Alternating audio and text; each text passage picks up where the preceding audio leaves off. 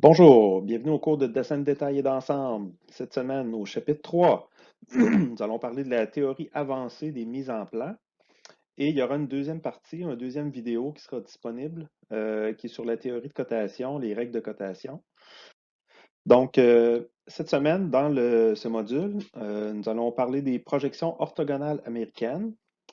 On va se demander quand est-ce qu'on va utiliser une, deux, trois ou plusieurs vues.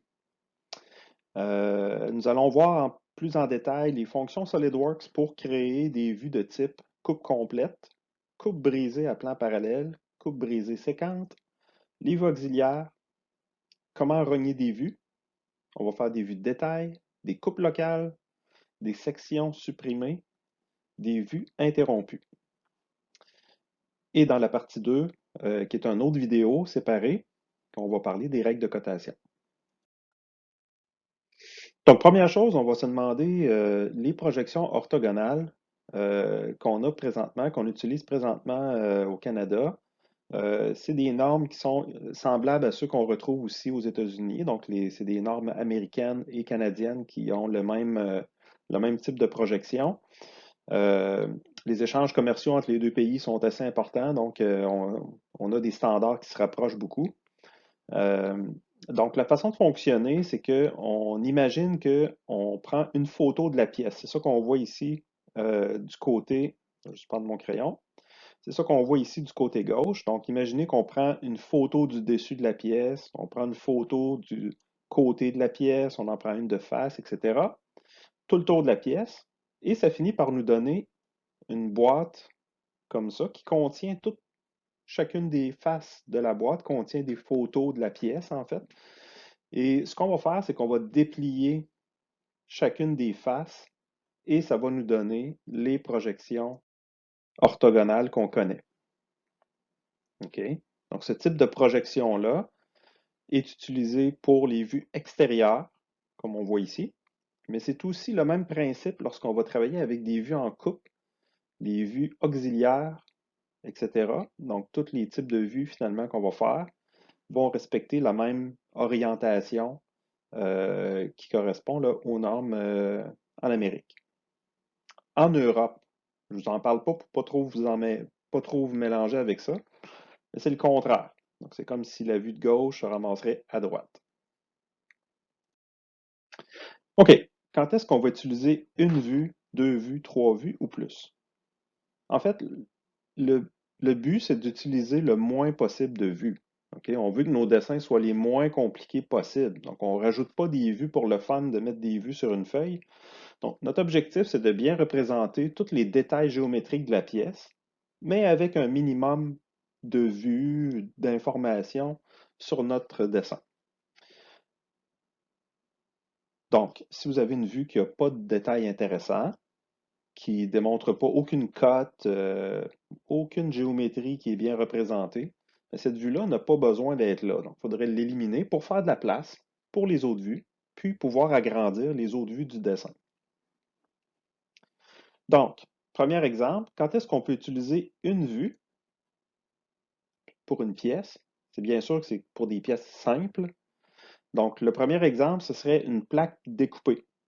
Donc, une plaque découpée, ici j'ai une plaque découpée, puis en plus, j'ai des trous percés dans la plaque. Eh bien, c'est pratiquement un élément à deux dimensions, OK? Comme une feuille de papier, si on peut dire. Donc, comme je n'ai pas vraiment d'informations sur la largeur de la plaque, j'ai seulement que son épaisseur à identifier. Mais à ce moment-là, on va le voir là, ici, c'est caché un peu par mon écran, mais on voit le bloc titre qui est ici. Le bloc titre, normalement, il va définir les informations de la pièce. Puis c'est dans le matériau ici qu'on va venir, puis là, c'est dommage que ce soit caché. Donc, c'est là que ça va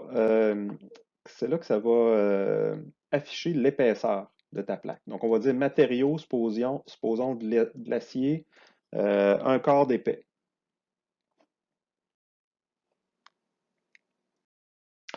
Ensuite, quand est-ce qu'on peut utiliser une vue aussi? C'est lorsqu'on va avoir des pièces de révolution.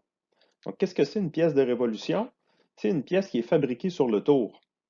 Donc, les exemples qu'on va avoir, si je prends ici une pièce qui est tournée, euh, c'est une pièce qui n'a aucun détail à l'intérieur. Donc, il n'y a pas d'usinage fait à l'intérieur, il n'y a pas de trou percé, etc.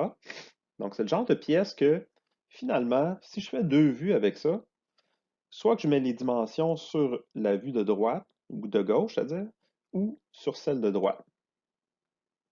Donc, d'après vous autres, laquelle qui est la plus intéressante ici? Pour avoir travaillé un peu sur le tour, des pièces qui ressemblent à ça, c'est pas très intéressant parce que c'est difficile de savoir quel est le diamètre qui est représenté par la mesure. OK? Donc, il faut pratiquement prendre une règle et essayer de faire le lien avec l'autre vue pour comprendre c'est quoi le diamètre qu'on a là. Donc, c'est vraiment cette vue-là ici qui est la meilleure, puis c'est celle-là qu'on va utiliser, si on a à utiliser juste une vue. À partir du moment où vous avez des détails extérieurs dans l'autre direction, supposons des trous percés sur le contour comme ça, ben là, j'ai pas le choix d'utiliser plus qu'une vue, donc je vais me retrouver à deux, trois, autant de vues que j'aurai besoin.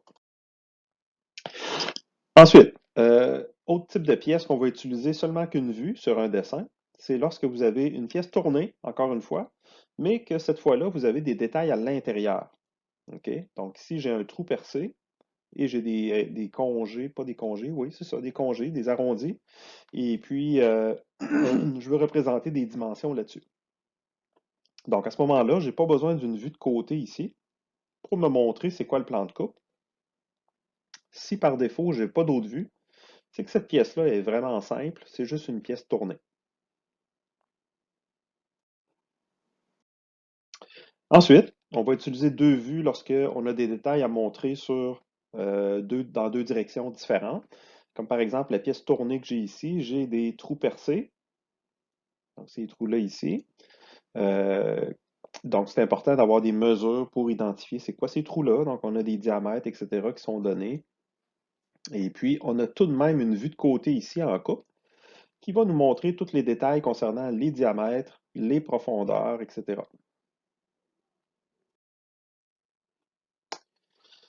Ensuite, je vous donne un exemple où ça peut être un petit peu ambigu, euh, dans le sens que c'est pas toujours évident de savoir si j'ai besoin de deux ou trois vues ou plus.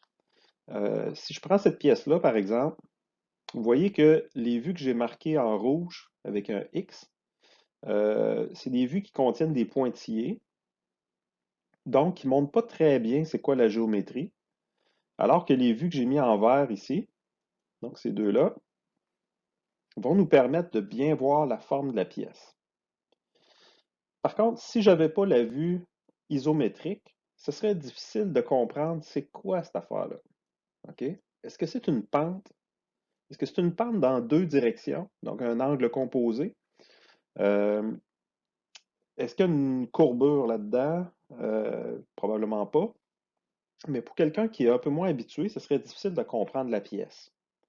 Donc, on peut rajouter à ce moment-là, même s'il n'y a pas de détails supplémentaires, on peut rajouter une vue de droite et on pourrait aussi rajouter une vue isométrique.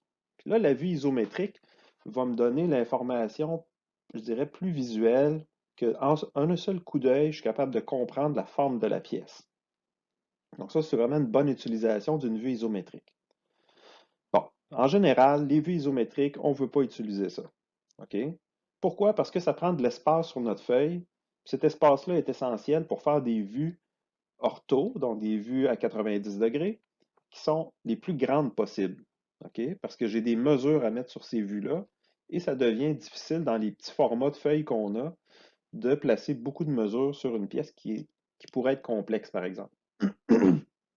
Donc, les vues isométriques, c'est pas, dans mes exercices, c'est pas conseillé d'utiliser ça. OK? Plus tard, quand vous arrivez dans des projets plus avancés, on pourra rajouter certaines vues isométriques si ça n'empêche pas de mettre des bonnes vues ortho qui ont des cotes dessus. OK? C'est vraiment l'objectif, c'est de garder un maximum d'espace sur nos feuilles pour faire des vues sur lesquelles je peux coter, mettre des mesures. OK? C'est ça qui va être important. Donc, les vues isométriques vont être secondaires. Si j'ai de la place, OK, je peux en mettre une, mais sinon, il ne faut pas gaspiller d'espace avec ça. OK, donc ici, j'ai mis trois vues sur ma pièce, puis là, on va prendre le temps de la regarder un peu. Cette pièce-là, c'est une pièce qui a des détails dans les trois directions. OK? Même que j'aurais pu faire une vue d'en dessous, Ça n'aurait pas été trop d'informations, si on peut dire. Ici, ce n'est pas absolument nécessaire, je peux me débrouiller autrement. Donc, l'objectif de mes vues, c'est d'être capable de définir toutes les formes, puis de pouvoir placer des dimensions pour tous les éléments géométriques. OK? Donc, ici, j'en ai pas tant que ça, des éléments de géométrie. Là, j'ai deux rainures comme ça de chaque côté, qu'on voit très bien sur cette vue-là. Donc, je mettrai mes mesures ici. J'ai un trou chambré que je viendrai identifier son diamètre et sa position en XY sur la vue d'en haut, parce que je le vois comme un cercle. Donc, à chaque fois que vous allez voir un trou percé comme un cercle sur une vue, c'est là qu'il faut mettre le diamètre et ses informations de perçage et sa position en XY. Sur l'autre dessin, qu'est-ce qu'il me reste à voir? Eh bien, sur l'autre vue, il me reste à mettre la pente qui est ici. C'est le seul détail qui me reste à mettre.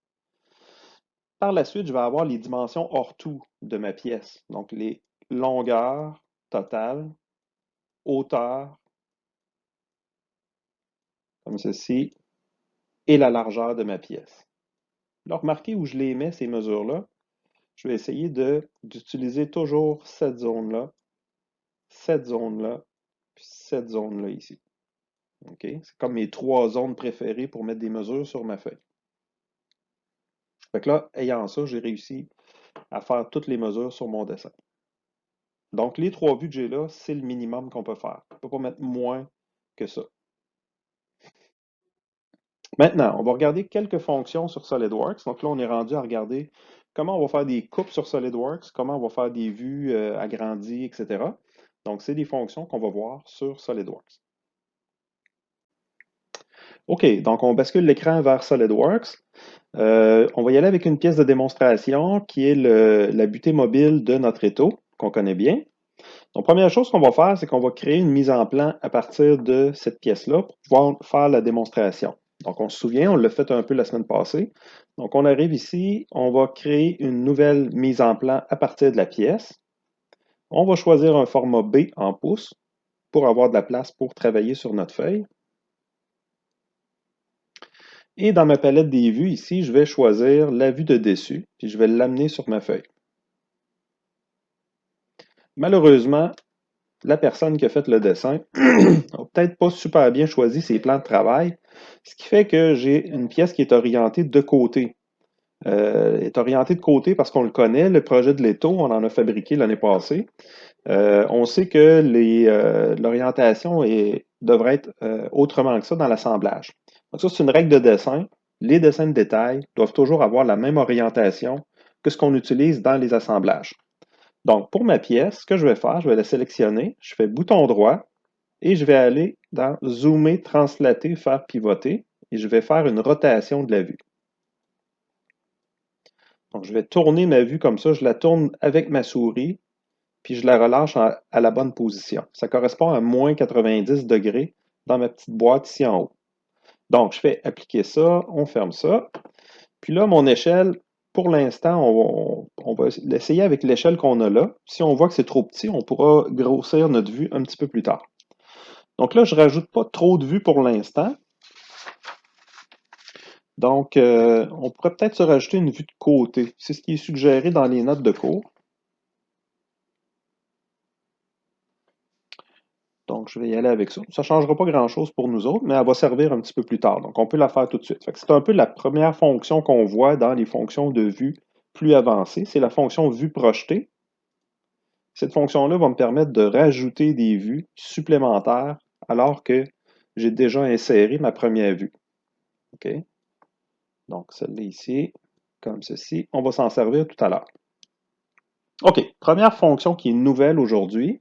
En fait, c'est déjà des choses que vous avez vues l'an passé peut-être, là, mais nous, on les refait comme il faut au complet cette année pour être sûr que tout le monde est au même niveau. Donc, première fonction de coupe qu'on voit, c'est les coupes complètes. Donc, une coupe complète, c'est quoi? C'est une coupe qui passe bord en bord de la pièce et qui va montrer qu'est-ce qu'il y a à l'intérieur. Donc, moi, je vais aller avec une coupe verticale pour notre premier exemple. Je me déplace et ici, je vais aller sélectionner un cercle. Soit que je sélectionne les cercles ou je sélectionne le centre d'un cercle. Donc, les deux fonctionnent bien. Donc, si je prends le cercle le milieu pour commencer, par la suite, je n'ai pas d'autres options à faire. OK? Donc, la coupe complète est très simple. Je fais juste cliquer un endroit pour couper dans la bonne direction et je confirme ça. Ce que ça va faire, c'est que le résultat, ensuite, quand je confirme le choix, eh bien, je vais le positionner comme ceci. Et il va me tracer en cliquant avec le bouton gauche de la souris. Et il va me donner une vue en coupe qui est assez bien faite, dans le sens que j'ai tous les détails, ça respecte quand même bien les normes. Tout ce qui me manque là-dessus, c'est une ligne d'axe. Je vais aller tout de suite dans Annotation, ligne de construction, et je vais aller sélectionner la vue au complet. C'est lui qui va venir positionner les lignes d'axe sur ma pièce. Je fais pareil avec la vue que j'ai rajoutée en premier. Donc, il va rajouter des lignes d'axe partout où il y a des perçages, finalement, des cylindres de côté. Sur cette vue-là, je peux cliquer dessus, mais il n'y en a pas. Donc, je confirme ça.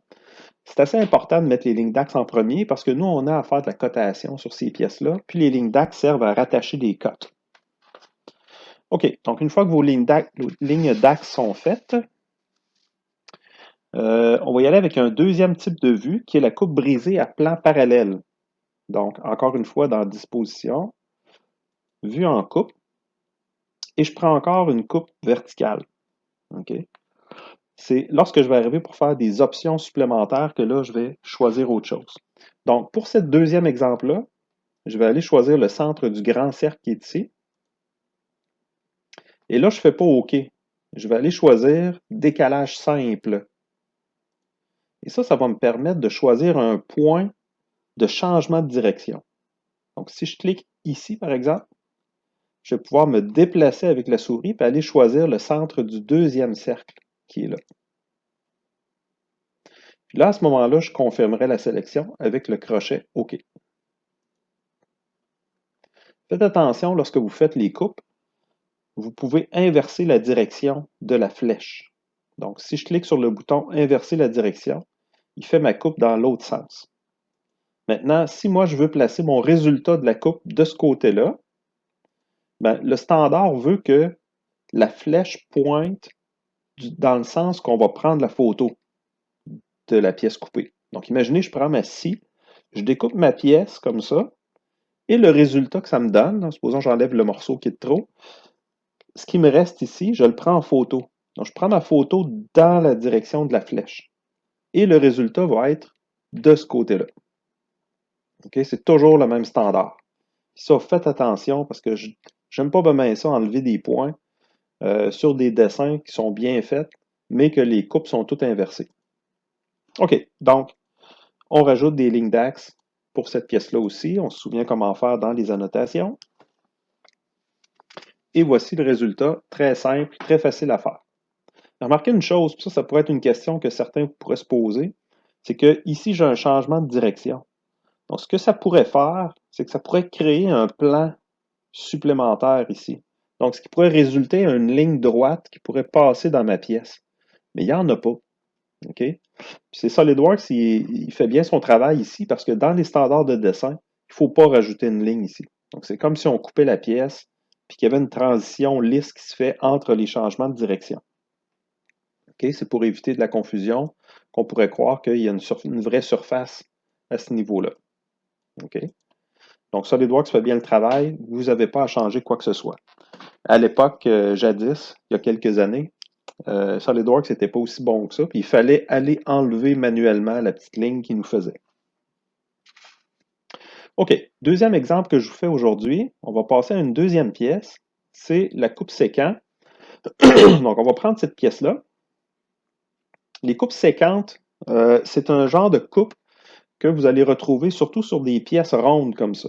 Des pièces qui ont des éléments distribués sur le diamètre. Comme ici, j'ai des rainures, puis j'ai des trous percés sur le diamètre qui sont répartis uniformément sur un diamètre. Donc, on va aller se créer une mise en plan à partir de ça.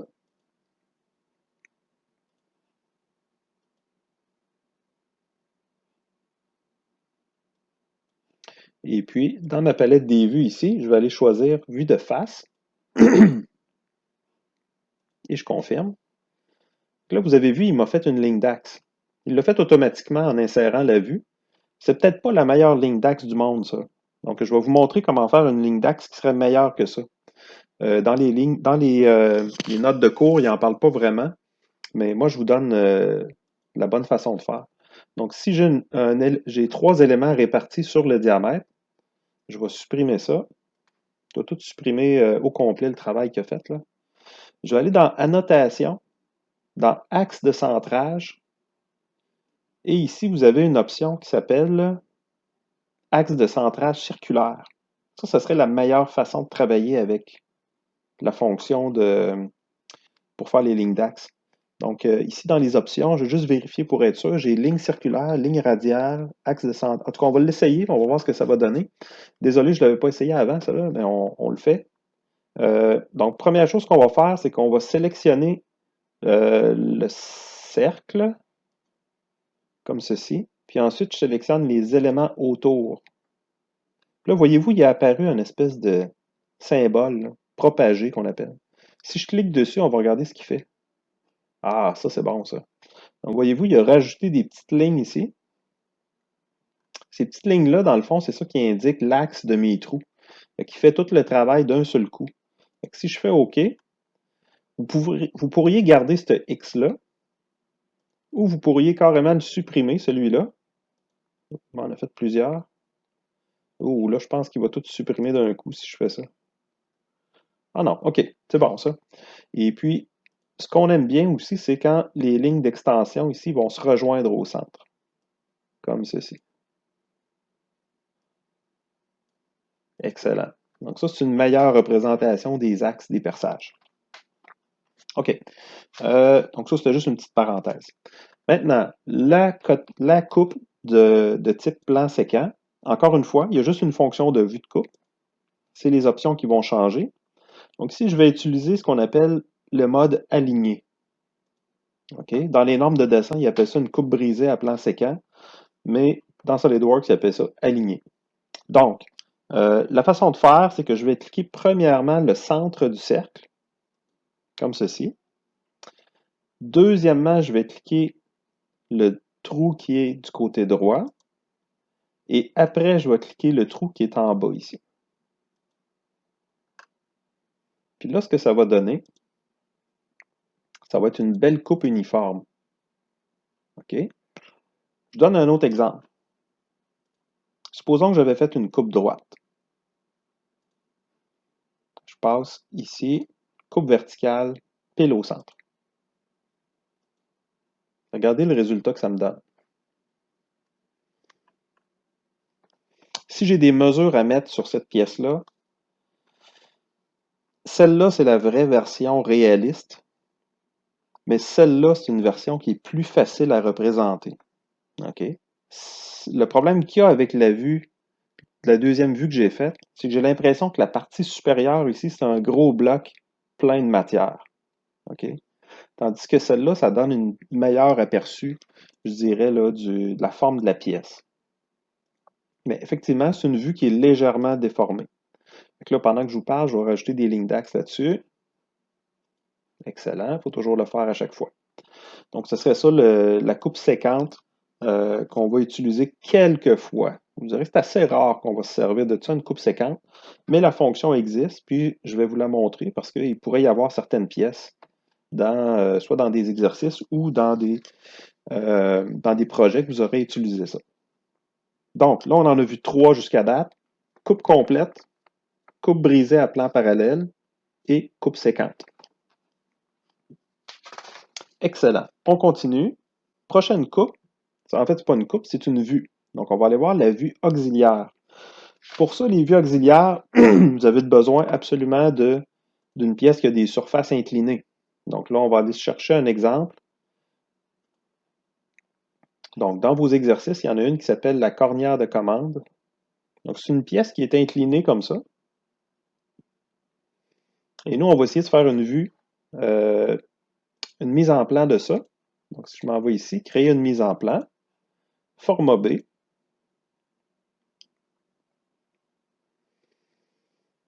Et puis là, je vais commencer avec la vue de dessus. Ici. On peut la mettre en haut. OK. Là, on comprend que si je fais une vue de face, je vois bien cette portion-là de la pièce, mais la portion inclinée est vraiment pas droite. OK? Je ne suis pas plus avancé. Puis si je fais une vue de côté, ben, ça va être encore la portion oblique de la pièce sera encore difficile à coter. Okay? Je ne peux pas mettre de dimension. Si je veux dimensionner, je peux l'essayer juste pour vous montrer. Si je veux dimensionner cette partie-là, ça ne fonctionne pas très bien. Là, OK?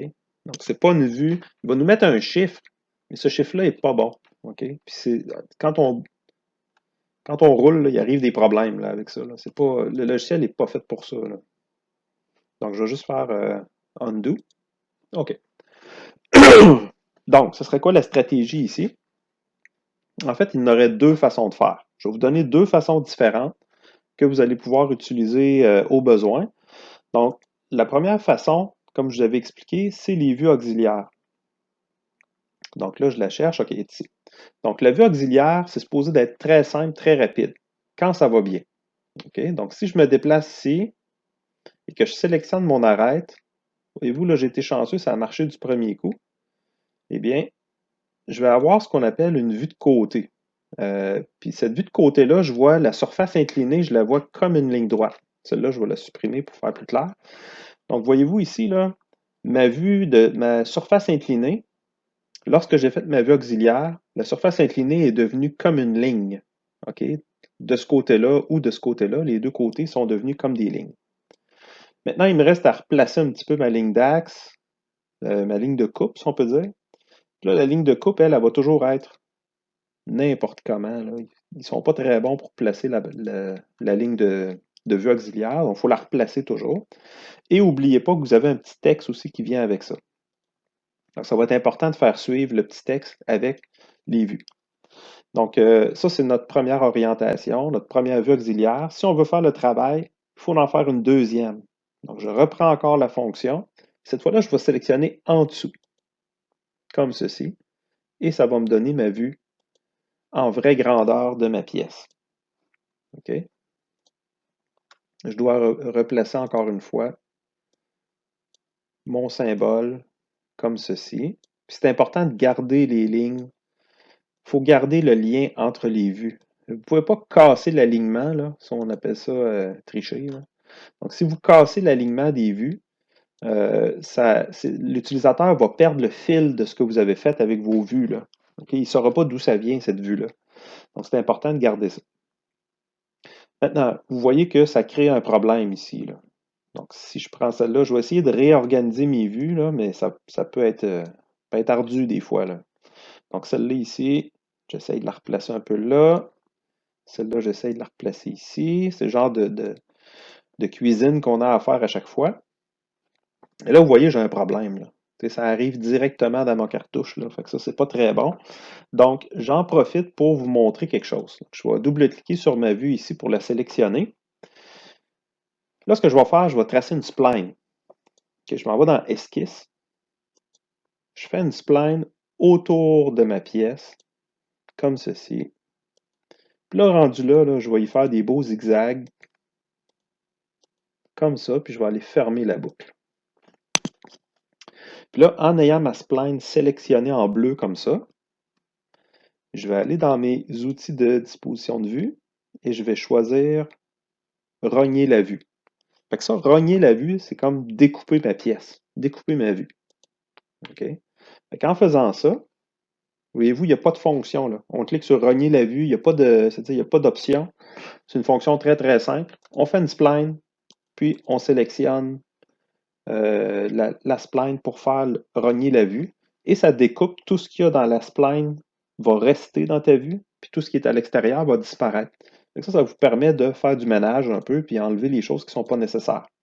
Comme là, moi, c'était vraiment cette portion-là ici qui m'intéressait. La portion du bas n'était pas en vraie grandeur, fait que ça ne me donnait rien de la garder. OK. Maintenant, on ne fait pas ça pour rien, une vue auxiliaire. L'objectif, c'est de placer des mesures. Donc, si je m'en vais dans Annotation, Objet du modèle, et que je fais OK là-dessus, voyez-vous, il est capable de retrouver les bonnes dimensions de ma pièce pour pouvoir faire ma cotation. OK. Il met aussi les autres mesures sur les autres vues, là, mais c'est vraiment celle-là ici que je voulais vous montrer. OK. Donc, ça va pour les vues auxiliaires. Maintenant, dans notre chapitre, on a les vues de détail, donc les vues agrandies. Donc là, je vais retourner à la mise en plan qu'on avait pour la butée mobile. Donc, celle-là ici. Et là, supposez que je dois faire la cotation sur ces vues-là. Puis là, j'arrive dans cette portion-là du dessin. Et là, j'ai un peu de difficulté parce que j'ai pas beaucoup d'espace. OK? J'ai un petit détail ici, un petit chanfrein que je dois dimensionner. Puis c'est tellement petit dans ma vue que je le vois pratiquement pas. Donc là, ce que je vais faire, c'est que je vais aller dans Disposition des vues et je vais choisir Vue de détail. Ça va me permettre de tracer un cercle autour du détail que je veux agrandir et je vais être capable de changer l'échelle. Là, voyez-vous, mon échelle est vraiment pas bien plus grande, là. Mais je peux aller ici dans les options et utiliser une échelle personnalisée. Donc, moi, je vais choisir une échelle un peu plus grande. Donc, je vais y aller avec de la 2 pour 1, comme ceci. Puis là, je vais être capable de coter mon chanfrein. J'en profite pour vous montrer une fonction de cotation nouvelle. Si je m'en vais dans les fonctions de cotation ici, vous voyez, j'en ai d'autres en dessous. Il y en a une qui s'appelle code de chanfrein. Ça, elle est le fun, celle-là, parce que ça va vous permettre de cliquer sur le chanfrein, sur la ligne à côté, et je vais pouvoir placer ma mesure. Il va retrouver l'information de mon chanfrein. OK? Ça se fait automatiquement. Donc, c'est le fun pour faire des annotations de chanfrein. Le problème, pourquoi c'est un peu plus long faire une annotation de chanfrein, c'est que j'ai un symbole degré ici qui n'est pas sur mon clavier, donc je suis obligé d'aller dans des banques de symboles pour retrouver ce symbole-là, puis c'est un petit peu plus long à faire. Puis si vous me mettez des mesures en XY, ben, ça prend beaucoup de place sur le dessin, puis c'est plus difficile à positionner comme mesure. Donc la cote de chanfrein est vraiment le fun pour ça. OK, donc vue de détail, n'oubliez pas de replacer ici votre texte qui va avec, et puis c'est facile à faire. OK, vue de détail, ça se fait bien. Good, on avance super bien dans notre théorie ici. Donc, autre fonction que je veux vous montrer, c'est la coupe locale. Là, ça, il faudra y aller avec précaution, dans le sens que la coupe locale, je vais vous montrer ce que c'est dans le fond, là. C'est que je vais tracer une spline. En cliquant sur ma fonction, là, il me donne automatiquement le choix pour faire ça. Puis là, ici, quand je suis dans ma pièce, là, c'est important de faire un zigzag.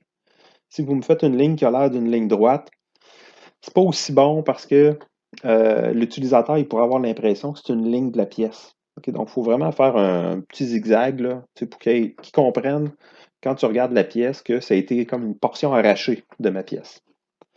OK, donc je m'en vais dans la section profondeur ici.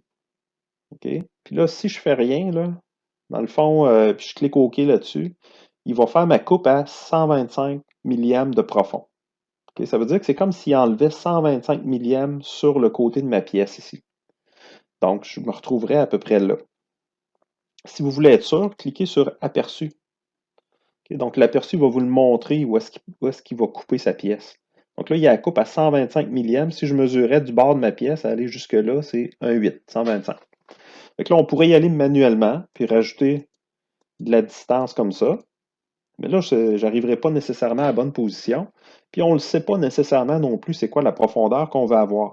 Donc dans ce cas-là, moi je vous dirais, dans la zone bleue ici, venez sélectionner le diamètre dans le fond que vous voulez avoir votre coupe. Si moi je veux avoir ma coupe à cette distance-là, je clique sur le diamètre. Là, je l'avais déjà placé sans faire exprès. Et ça va vous donner ça comme résultat. Donc vous allez avoir la bonne vue de coupe partielle. Puis, pourquoi c'est intéressant une vue de coupe partielle? Quand est-ce qu'on va utiliser ça? Dans le fond, c'est que sur notre pièce, on a plein de détails importants à montrer qui sont à l'extérieur, c'est-à-dire. Donc, j'ai le côté de la pièce ici que je voudrais montrer. Supposons que j'ai des mesures à mettre là-dessus. Là, j'en ai pas, mais supposons que j'en aurais. Donc, je veux montrer des choses extérieures, mais en même temps, je voudrais montrer des choses intérieures. Et là, le problème que j'ai, c'est que j'ai des lignes pointillées avec ça, puis ça vient comme alourdir mon dessin. Donc ça, vous n'avez pas le choix, il faudra les enlever. Donc je m'en viens dans les propriétés de ma pièce, dans la section style d'affichage, et je vais cliquer sur ligne cachée supprimée. Voyez-vous, ça va alléger mon dessin. Puis même les lignes d'axe ici, je les supprime, ces lignes-là. OK? C'est des lignes de trop qui viennent alourdir mon dessin. Donc là, j'aurais une vue qui aurait bien plus de bon sens. Et comme je vous dis, l'objectif de la coupe locale, c'est d'enlever de la matière pour voir une portion qui est à l'intérieur, mais quand même garder ce qu'il y a à l'extérieur. Un des problèmes qu'on a avec ce type de vue-là, c'est que sur les vues d'à côté, on ne sait pas à quelle profondeur que c'est coupé. OK? Fait qu'il faut quand même y aller, je dirais, là, faire une petite coupe partielle de temps en temps, ça va. Une petite coupe locale, c'est correct. Sauf que vous ne pouvez pas faire plein de coupes locales partout sous vos dessins. Parce que c'est pas très clair. OK. Donc, il me reste une chose à vous expliquer avant de passer aux exercices. C'est la section rabattue. Ça, c'est une nouvelle fonction qu'on a avec la version 2019. Donc là, je vais essayer de me trouver une pièce. Donc, sur celle-là, ça ne fonctionnerait pas. Donc, je vais mettre ça sur pause 2 secondes. Je vais vous trouver une bonne pièce, puis on va en reparler. Bon, on est de retour. Donc, j'ai trouvé une pièce que vous connaissez bien. Donc, le bras de levier de frein. Donc, ce que je vais faire, c'est que je voulais vous montrer ce qu'on appelle une section rabattue. Donc, il y a comme deux façons de le faire.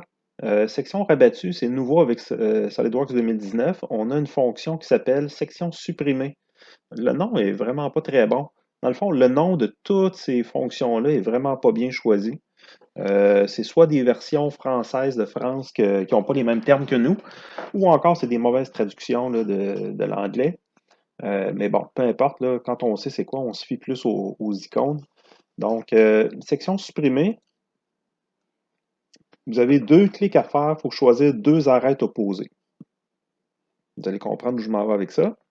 Première arête, il transfère automatiquement à la deuxième case. Deuxième arête. Et là, quand je me déplace avec mon curseur au milieu, si je baisse, il vient comme de côté, comme ça. Puis si je reste au centre, il va me faire une coupe qui est centrée. Quand j'ai le symbole, je ne sais pas si vous le voyez, là, à cause de mon curseur jaune, là, vous ne voyez peut-être pas bien, là, mais j'ai un symbole vertical qui apparaît. Donc, moi, c'est là qu'il faut que je clique. Et je peux me placer en mode automatique. Et il va me proposer ici une section. Donc, la section rabattue, c'est la section qui est rabattue directement dans la pièce comme ça. Mais vous pourriez aussi décaler la section puis venir la sortir de votre vue pour permettre de faciliter la cotation. OK? Donc, comme je vous dis, ça c'était nouveau cette année, une belle amélioration de 2019. Et ensuite, je pourrais placer mes mesures sur ma pièce, donc soit point d'en haut, point d'en bas, comme ceci, donner ma hauteur. Là, c'est pas très intéressant parce que je suis dans une portion diagonale, là. Mais je peux aussi donner des largeurs. Là, c'est plus difficile ici d'aller chercher la largeur. Donc, moi, je vous conseillerais ici, pour faire votre cotation, si c'est quelque chose que vous voulez faire, ce serait de faire une ligne de construction ici. Là, c'est un peu à peu près. Donc, la ligne de construction est un peu arbitraire parce que je n'ai pas une forme qui est droite ici. Là. J'ai quelque chose qui a été tiré d'une coupe que j'ai faite à peu près au milieu ici, sans mesurer rien. Donc, il y a de la difficulté à retrouver des points de référence qui sont précis. Donc, le truc, c'est de créer une ligne d'axe et de mettre la bonne dimension ici. Si votre dimension n'est pas bonne, vous pouvez double-cliquer dessus puis mettre le bon chiffre. Là. Et on peut tricher un peu là-dessus. Donc, cette semaine, ça fait le tour pas mal de la théorie. On peut regarder les exercices que vous allez avoir à faire avec ça. Donc, on va se pratiquer à faire des vues de coupe, vues en coupe complète, coupe brisée. C'est surtout ces deux-là qu'on va faire. Les autres genres de coupes, pour l'instant, on ne les utilise pas beaucoup. Donc, dans ce qu'on a vu cette semaine, là, dans le fond, c'est pas mal les sortes de coupes qu'on va faire de nouveau dans nos exercices. Donc, coupe brisée et coupe comme je disais, coupe complète. Mais plus tard, dans d'autres projets, vous allez avoir l'occasion d'utiliser les vues, vues de détail, les coupes locales, etc. Donc, je vous montre les exercices cette semaine. Premièrement, vous avez l'exercice 852 qui est le support. OK? Ça, c'est un bloc qui est un peu tout croche, avec une coupe inclinée, avec un trou percé. Donc, c'est sûr que ça va prendre des vues auxiliaires pour faire ça. C'est un exercice qui est un peu spécial. OK? Donc, pour l'instant, on ne le fera pas. Je vais vous le donner en démonstration, pas cette semaine, la semaine prochaine. OK? Fait que ça, faites-le pas. On va le garder en, en pause, on peut dire, donc en stand-by pour un peu plus tard, et puis je reviendrai dessus. Maintenant, les exercices qu'on va faire cette semaine, vous avez, là, je pourrais tourner ma fenêtre pour que vous voyez bien, comme ceci. Donc, c'est ces deux exercices-là qu'on va faire cette semaine. Les pièces sont assez longues à dessiner, donc j'ai décidé de vous donner 2 semaines pour les faire. Ça fait qu'on va travailler demain ou cette semaine, donc le cours de cette semaine, les 6 heures que vous avez cette semaine. Et l'autre semaine aussi, on va avoir 6 heures. Donc, vous allez pouvoir travailler sur ces figures-là. Donc, il faut dessiner le modèle 3D et compléter la mise en plan avec la cotation. Et ici, comment on va les faire? Ben, il faut prendre le temps de lire qu'est-ce qui est à faire dans le texte. OK? Donc, ici, dans le bas, là, ils vont vous expliquer quoi faire. Donc, si je prends la 756, ils vous disent base de réglage. Ce qu'on vous donne, c'est les vues de face et la vue de dessus. Donc, ça, c'est la vue de face, ça, c'est la vue de dessus. Le problème, on vous dit de dessiner les vues de face. Donc, celle-là, il faudra c'est-à-dire celle-là, il faudra la redessiner. La vue de dessus, celle-là, il faut la redessiner. Et il faut dessiner les coupes A, B et C. Donc, c'est les coupes qui sont montrées ici. OK? Donc, on va couper à différents endroits dans la pièce. Donc, ça, c'est des coupes brisées. OK? Un des premiers exemples de coupes que je vous ai montré.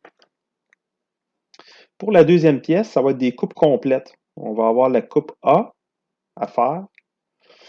Et on a une vue en coupe complète dans ce sens-là aussi. OK? Donc, si vous prenez le temps de lire, on vous dit les données, c'est la vue de face et la vue de dessus. Ça, c'est ce qu'on vous donne. Donc, ça, c'est la face. Ça, c'est le dessus. Le problème, dessiner la vue de dessous. Donc, il faut dessiner la vue qui va en dessous ici. Et la vue de face, on va la dessiner, mais en coupe complète. Donc, celle-là ici, là, donc la vue de face, c'est-à-dire celle-là, elle va être dessinée en coupe complète. Donc, on va voir l'intérieur ici de ce qui se passe dans notre pièce. Donc, les échelles, tout ça, occupez-vous pas de ça. Nous autres, on le fait vraiment là, selon le format de feuille. Donc, les deux exercices seront à faire sur des formats 11 par 17. Donc, c'est des formats B pour les deux exercices. Dans la donnée de théorie, vous avez un quatrième exercice à faire, mais nous, on ne le fera pas. C'est le corps de Crépine. OK? Ceux qui sont plus avancés, puis qui ont le goût de l'essayer, vous pourrez l'essayer. La pièce n'est pas difficile à dessiner, elle est juste difficile à comprendre. Donc, une fois qu'on a compris comment ça fonctionne, hein, au niveau de la mise en plan, ce n'est pas une pièce qui est difficile à dessiner. Donc, j'aime mieux qu'on mette plus de temps sur ces deux-là, qui sont plus intéressants pour le côté modélisation, mais aussi le côté mise en plan et cotation, vue de coupe, etc. Donc, ça complète ma théorie pour cette semaine. Donc, je vous remercie beaucoup. Et puis, on se voit cette semaine pour les périodes de démonstration. Donc, merci et bonne semaine.